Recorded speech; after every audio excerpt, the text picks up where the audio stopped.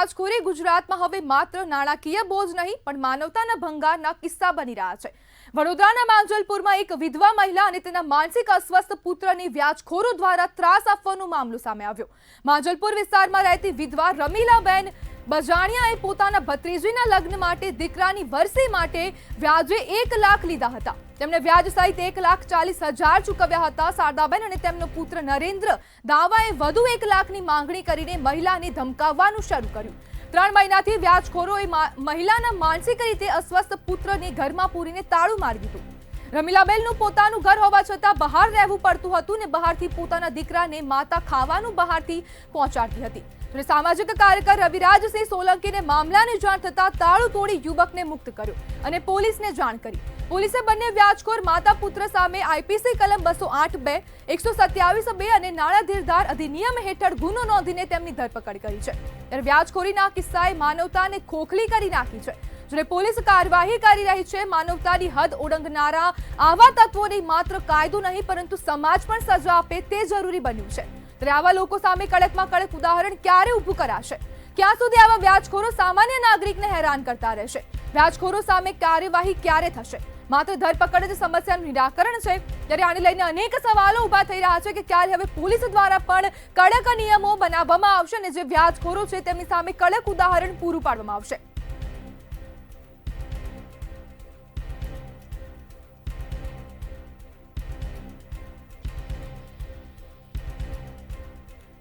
આપણી સાથે મહિલા સુરક્ષા સમિતિના ચેરમેન શોભા રાવલ જોડાઈ ગયા છે। જી શોભાબેન, જે વ્યાજખોર માતા અને જે પુત્ર છે તેને માનવતા નેવે મૂકી, શું કહેશો?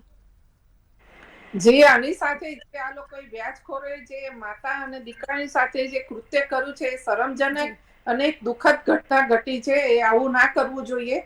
પૈસો એ એની માએ એની ભત્રીજીના લગ્ન હતા, 1 લાખ વ્યાજે લીધા હતા, પણ એની સામે 1,40,000 આપી દીધા છે। મતલબ કે 1.5 લાખ આપે છે તો પણ છતાં એ માને ને દીકરાને હેરાન કરે તો એ તો બક્ષે ના લેવાય। અને આપણા ગૃહમંત્રી જે આપણા શાહ સાહેબ છે એમને પણ કહેલું છે કે આવા વ્યાજખોરોને ક્યારેય માફ નહીં કરે અને પોલીસ પણ આ વ્યાજખોરોના વિરુદ્ધમાં કામ કરવા સદંતર તૈયાર જ હોય છે। એટલા માટે અને હર્ષ સંઘવી સાહેબે પણ કહેલું છે કે ભાઈ વ્યાજખોરોની સામે કડક વલણ કરવું જોઈએ કે જેથી કોઈ ગરીબ માણસ વધારે પીસાય નહીં કે પીડાય નહીં। તો પણ પોલીસે સારી કાર્યવાહી કરી છે। તરત તાળું તોડીને દીકરાને બહાર કાઢ્યો, એ બેનને ઘરમાં બેસાડ્યા એમના પોતાના, અને એક સારી કામગીરી કરી છે। એ તો બહુ વખાણ લાયક જ છે। હું ગુજરાત પોલીસના ખૂબ વખાણ કરું છું અને સારી કામગીરી કરે છે, એ બદલ ખૂબ ખૂબ આભાર। સેકન્ડ વસ્તુ કે આ વ્યાજખોરોને કડકમાં કડક સજા હોવી જોઈએ। એક એનો દીકરો કેટલો આમ માનસિક કોઈ સંતુલન જ નથી, એનો વિકાસ નથી, માનસિક રીતે બિલકુલ એ છે, તો એ છોકરાની આ લોકોને દયા ના આવી? આ એની માં કેટલી ગરીબ માં છે। શોભાબેન, આવા જે વ્યાજખોરો છે તે જેવી વ્યાજખોરોનો જે ત્રાસ છે તે ક્યારે દૂર થશે? વ્યાજખોરોને તો કડકમાં કડક સજા થવી જોઈએ। એવી સજા આપો કે 5 વર્ષ કે 10 વર્ષ સુધી એ વ્યાજખોરો બહાર ના નીકળી શકે, તો એમને ખબર પડે કે પીડા શું છે, દર્દ શું છે અને વેદના શું છે। માનસિક અસ્વસ્થ છે ગરીબ માનો દીકરો, એ બિચારી ગરીબ માં ક્યાં જાય, શું કરે?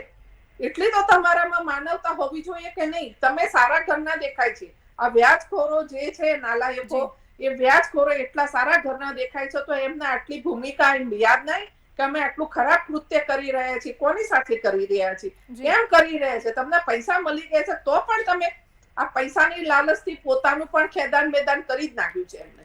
હવે એમનું પણ ખેદાન મેદાન થશે। હર્ષ સંઘવી સાહેબ એમને છોડશે પણ નહીં, પોલીસ કાઠું છોડે। હું તો એમ જ કહું છું, કડકમાં કડક સજા થવી જોઈએ કે જે એના દીકરા સાથે ને એની માં સાથે આ કૃત્ય કર્યું છે ને ખરેખર ખરાબ કર્યું છે। જી શોભાબેન, જોડાવા બદલ આપનો આભાર। ત્યારે ઘર હોવા છતાં પણ માતાને ઘરની બહાર કાઢી મૂકી દેવામાં આવી હતી ને વ્યાજખોરોએ વિધવા મહિલાને ચપ્પલે માર માર્યો હતો। ત્યારે વિધવા મહિલાના પુત્રને પણ ઘરની અંદર 3 મહિનાથી કેદ કરી રાખ્યો હતો।